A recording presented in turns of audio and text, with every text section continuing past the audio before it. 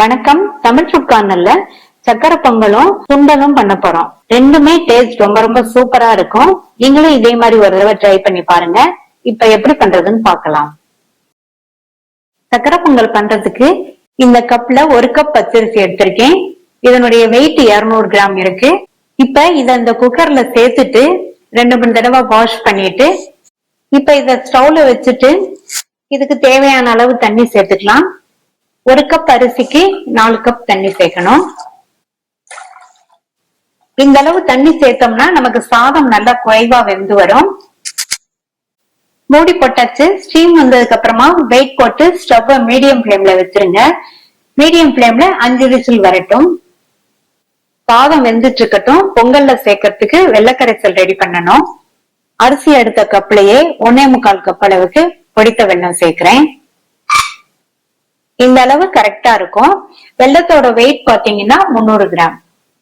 இதுல 1/2 கப் அளவு தண்ணி சேர்த்து வெல்லம் நல்லா கரைஞ்சு வரட்டும். வெல்லம் கரைஞ்சா மட்டும் போதும். பாகுபதம் எதுவும் பார்க்க வேண்டியது இல்ல. உங்களுடைய வெல்லம் சுத்தமா இருந்ததுன்னா சாதம் வெந்ததுக்கு அப்புறமா டைரக்டா அப்படியே சேர்த்துக்கலாம். இப்ப வெல்லம் நல்லா கரைஞ்சிருச்சு. இதை இறக்கி வச்சுட்டு மீடியம் ஃபிளேம்ல 5 விசில் வந்துருச்சு. சாதம் நல்லா குழைவா வெந்திருக்கு. இப்ப இத நல்லா மசிச்சு விட்டுறணும். இந்த மாதிரி நல்லா மசிச்சு விட்டுட்டு ஸ்டவ் ஆன் பண்ணிட்டு நம்ம ரெடி பண்ணி வச்ச வெள்ளக்கரைசலை வடிகட்டி இதுல சேர்க்கணும். வெள்ளத்துல டஸ்ட் ஏதாவது இருந்ததுன்னா இந்த மாதிரி கரைச்சு வடிகட்டி சேர்த்துக்கணும். சேர்த்துட்டு நல்லா மிக்ஸ் பண்ணி விட்டுறலாம்.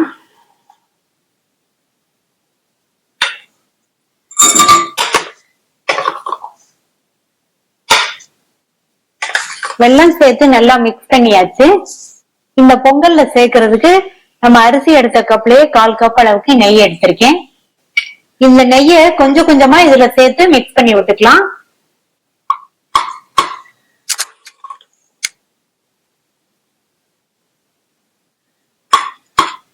எடுத்து வச்ச எல்லா நெய்யையும் சேர்த்தாச்சு. அடுத்து முந்திரி திராட்சைக்கு இன்னும் கொஞ்சம் நெய் சேர்த்து நம்ம வறுக்க போறோம். சர்க்கரை சேர்த்ததுக்கு அப்புறமா இந்த மாதிரி கொஞ்சம் கொஞ்சமா நெய் சேர்க்கும் போது பொங்கலோட டேஸ்ட் ரொம்ப சூப்பரா இருக்கும். இப்ப ஒரு 5 நிமிஷத்துக்கு சிம்லயே வெந்துட்டு இருக்கட்டும். நம்ம முந்திரி திராட்சை வறுக்க போறோம். அப்பப்போ மட்டும் மிக்ஸ் பண்ணி விடுங்க.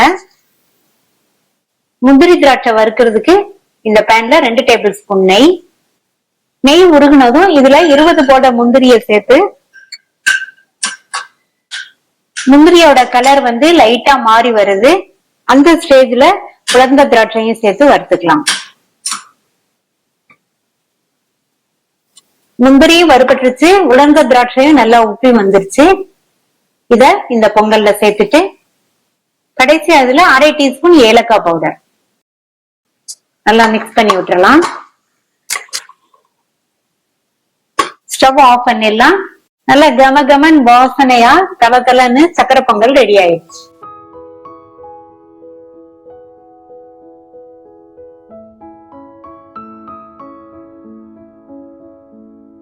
சுண்டல் பண்றதுக்கு 200 கிராம் கொண்டக்கடலைய 7 மணி நேரம் ஊற வச்சு அதுல உள்ள தண்ணிய வடிகட்டி எடுத்து வச்சிருக்கேன். இந்த குக்கர்ல ஊற வச்ச கொண்டக்கடலை 3/4 டீஸ்பூன் சால்ட், முங்குற அளவுக்கு தண்ணி சேர்த்தாச்சு. மூடி போட்டு ஸ்டீம் வந்ததுக்கு அப்புறமா வெயிட் போட்டு மீடியம் ஃபிளேம்ல 5 விசில் வரட்டும்.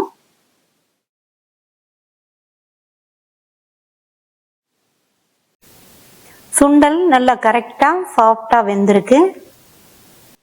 சுண்டல் தாளிக்கிறதுக்கு இந்த பேன்ல 1/2 டேபிள் ஸ்பூன் எண்ணெய் விட்டு சூடானதும் 1 டீஸ்பூன் கடலைப்பருப்பு, 1 டீஸ்பூன் உளுந்தம்பருப்பு, 3/4 டீஸ்பூன் கடுகு. பருப்பெல்லாம் நல்லா பொன்னிறமா வந்ததும் இதுல 1 டீஸ்பூன் அளவுக்கு பொடியா சாப் பண்ண இஞ்சியை சேர்த்து நல்லா ஒரு வதக்கி விட்டுருங்க.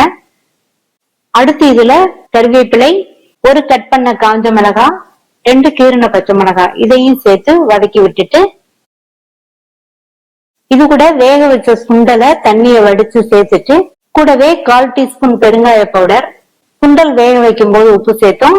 இப்ப கொஞ்சம் உப்பு சேர்த்துட்டு நல்லா மிக்ஸ் பண்ணி விட்டுட்டு சிம்லயே இது 2 நிமிஷத்துக்கு இருக்கட்டும்.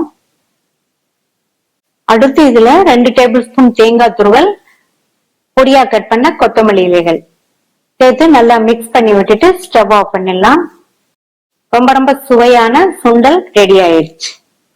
ட்ரை பண்ணி பார்த்துட்டு உங்க கமெண்ட்ஸ் சொல்லுங்க. தேங்க்யூ.